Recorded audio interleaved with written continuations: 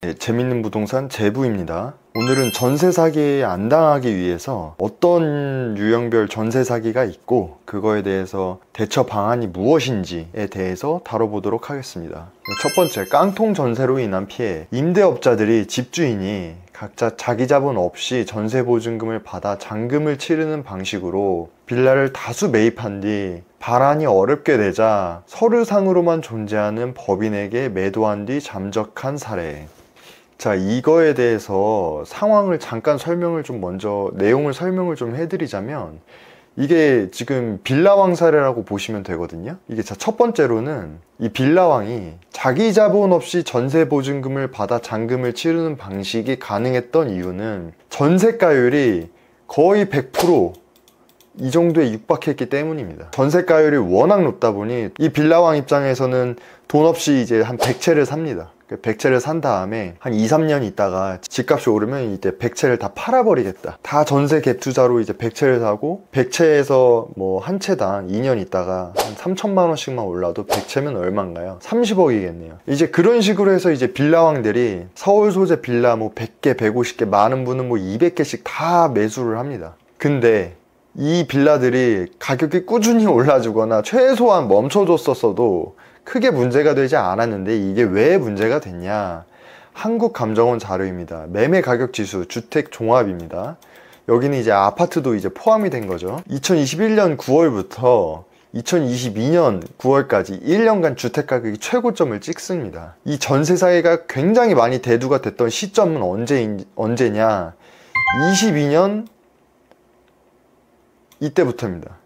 거의 23년 이때부터 이제 굉장히 많이 전세 사기가 대두됐었거든요. 22년 하반기부터 이제 전세 사기가 이제 급증했는데, 빌라의 매매가가 예를 들어서 3억이라고 하면 전세도 3억인 겁니다.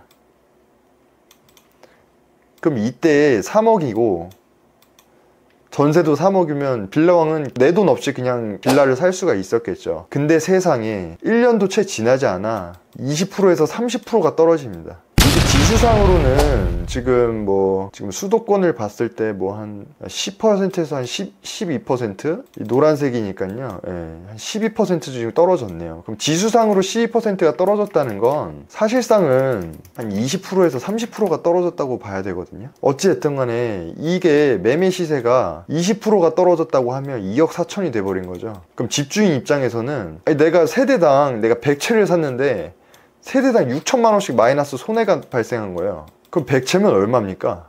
6천만 원에 6억, 60억을 손해를 본 거죠.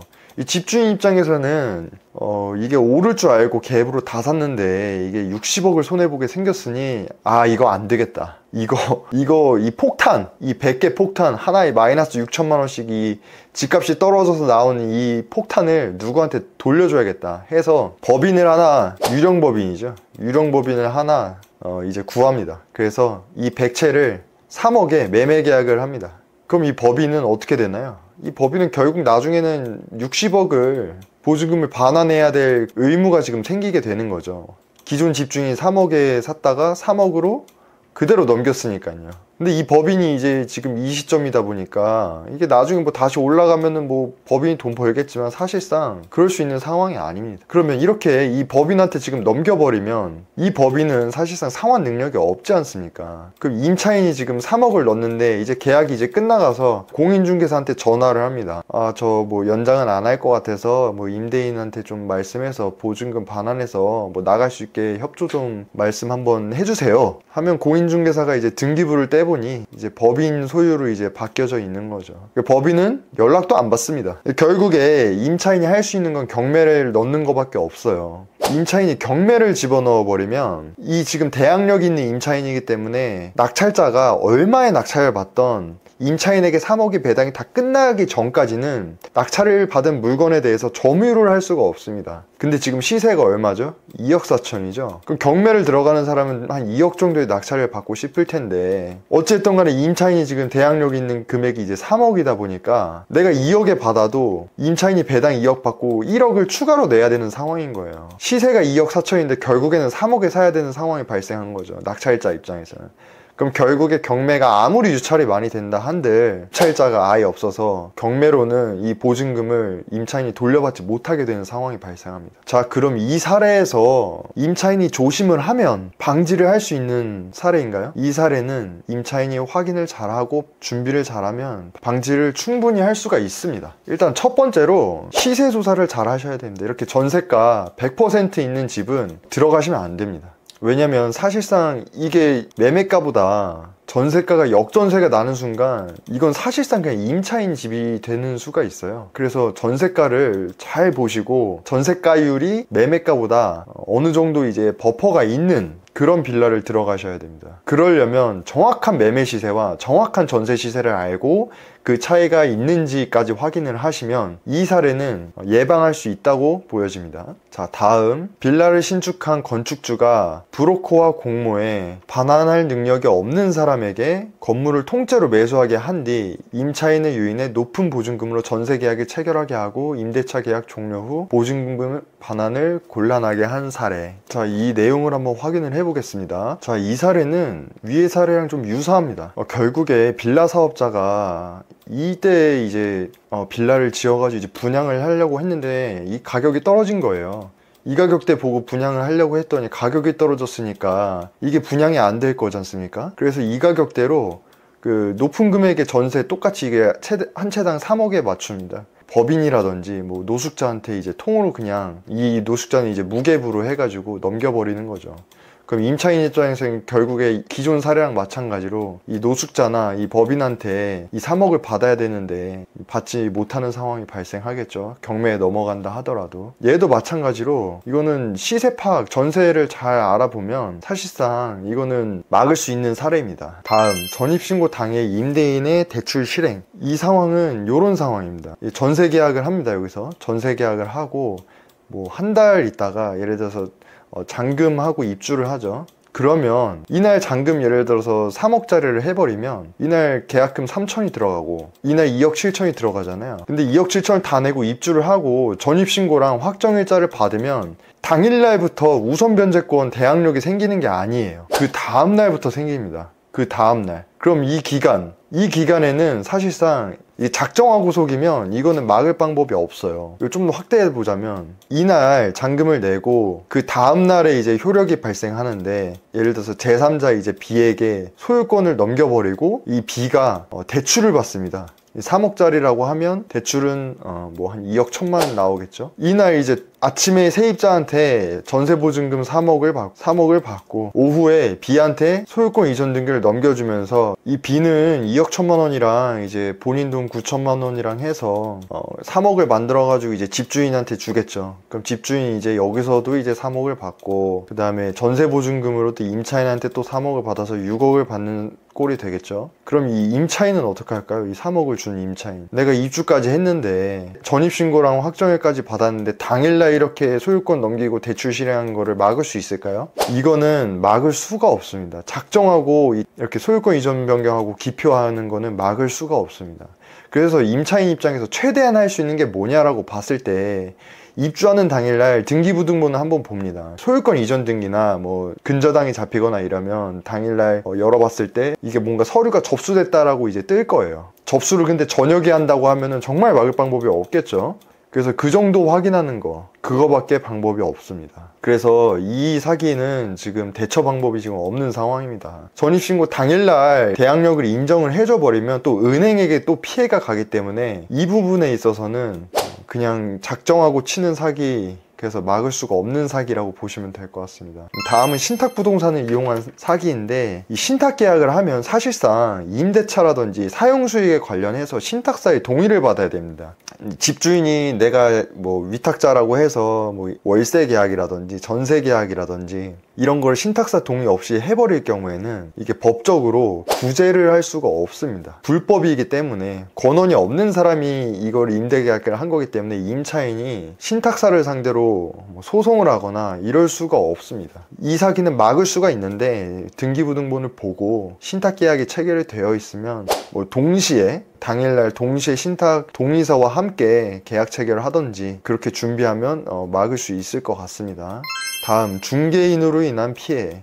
중개보조원이 집주인에게 접근하여 업계약서를 유도를 하고 매매가와 동일한 금액을 전세계약을 체결한 후 보증금 능력이 없는 매수인에게 임대차 계약을 승계해 반환을 어렵게 한 사례. 이것도 마찬가지로 이 위의 사례랑 좀 비슷하다고 보시면 될 것 같아요. 결국에 임차인 입장에서는 확실한 매매 시세와 전세 시세를 확인을 하고 그 갭 차이를 넉넉하게 둔 상태라고 하면 이것도 충분히 막을 수가 있는 사례로 보여집니다. 간판을 철거하지 않은 채 중개 행위를 한 사례, 이거는 넘어가겠습니다. 그리고 다음, 허위 또는 하자가 있는 계약. 중개하시는 분이 임차인을 속여서 전세금을 받고 대리인이라고 해서 전세계약금을 받고 그리고 집주인한테는 이제 임대료를 줘서 월세 계약으로 그렇게 처리했다. 나머지 금액을 이제 편취한 사례. 이거는 권한이 있는 건지 최대한 확인했죠. 위임장과 뭐 인감증명서를 확인해야 되는데 이거는 작정하고 속인 거기 때문에 사실 막을 수 있는 방법은 없습니다. 굳이 따지자고 하면 계약할 때 임대인이 안 나오면 통화라든지 아니면 계약 날짜를 미루든지 이 정도로 조금 어느 정도 해소는 좀 할 수 있을 것 같긴 합니다. 다음엔 신탁 말소 임대인의 의무 특약을 적었으나 계약 후 특약을 실행하지 않은 경우. 이거는 지금 이 위사례랑 비슷하죠. 신탁사의 동의와 신탁사의 의사를 먼저 확인을 해야 됩니다. 아니면 동시에 확인하든지 그렇게 됐을 경우에는 막을 수 있을 것 같고요. 그리고 임대인이 국세, 뭐 지방세, 미납 이 사례인데 이 사례가 이게 크게 대두가 돼서 지금 법이 바뀌었어요. 22년 4월부터인가 법이 바뀌었는데 임차인이 대항력도 있고 우선 변제권도 다 온전한 상태인데 기존에는 법이 국세와 지방세가 아무리 늦게 있어도 임차인이 배당받는 것보다 더 먼저 배당을 해줘 버렸어요. 그러니까 임차인 입장에서는 내가 들어갔을 때 아무 문제가 없었는데 국세와 지방세 뭐 몇 억씩 먼저 이렇게 우선 변제가 돼버리면 결국에 손해를 볼 수밖에 없는 상황이 발생한 거죠. 그래서 이제 급하게 이제 법을 바꿔버려가지고 임차인이 국세 지방세를 미리 확인할 수가 있고 계약하고 나서 미리 확인할 수가 있고 국세 지방세 체납 기간 전에 대항력권과 우선 변제 요건을 갖추면 국세 지방세보다 우선해서 먼저 변제할 수 있게 그렇게 법이 개정이 되었습니다. 사실 어떻게 보면 당연한 얘기이죠. 이거는 앞으로의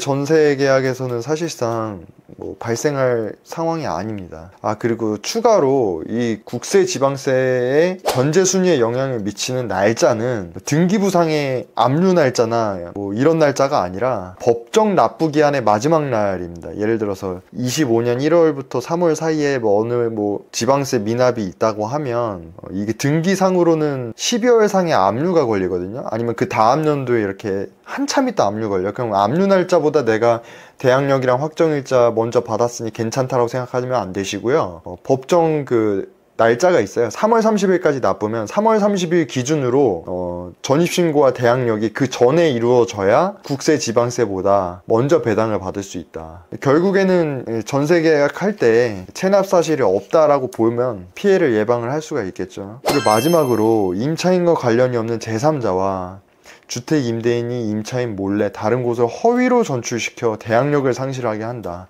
이거는 그 뭐 문서를 위조해가지고 대항력을 상실하게 해서 대출을 받는 사례, 이거는 막을 방법이 없습니다. 결국에는 이거 사문서 위조거든요. 이거 엄청나게 큰 죄인데 이런 거는 막을 수가 없습니다. 그 여기에 나오지 않았지만 예를 들어서 매매도 마찬가지고 전세도 마찬가지고 시세보다 너무 저렴한 뭐 시세 뭐 30% 저렴한 매물이 나왔는데 내가 이 사람이랑도 뭐 매매든 전세 계약하고 계약금 10% 받고 저 사람이랑도 잔금 주기 전에 저 사람이랑도 계약하고 이 사람이랑도 계약하고 저 사람이랑도 또 계약하고 똑같은 물건을 5명 어떻게든 뭐 10명 20명씩 계약해서 계약금은 다 받을 수 있잖아요. 사실 이중거래에 의한 뭐 사기이지만 이런 사기 같은 경우 막을 방법이 없습니다. 근데 그런 사기의 유형에 해당이 되는 게 이런 상황, 그리고 뭐 요런 상황, 내가 아무리 노력해도 막을 수 없는 그런 사기들이죠. 뭐 요런 상황은 최대한 확인할 수 있겠지만 이거는 조금 작정하고 하면 얘도 사실상 막을 수 없는 사례라고 좀 보여집니다. 그래서 오늘 전세 사기 유형에 대해서 막을 수 있는지 없는지, 그리고 어떻게 하면 막을 수 있는지를 좀 알아봤는데요. 전세라는 거 자체가 사실상 내가 집주인한테 대출을 해준다고 개념을 가져가셔야 될 것 같아요. 제가 만약 여러분들한테 3억을 빌려달라고 하면 여러분들 빌려주실 건가요? 아마 100명 중에 100명은 안 빌려주실 거예요. 근데 왜 집주인한테 빌려주냐? 담보를 제공하기 때문에 빌려주는 거죠, 집주인이.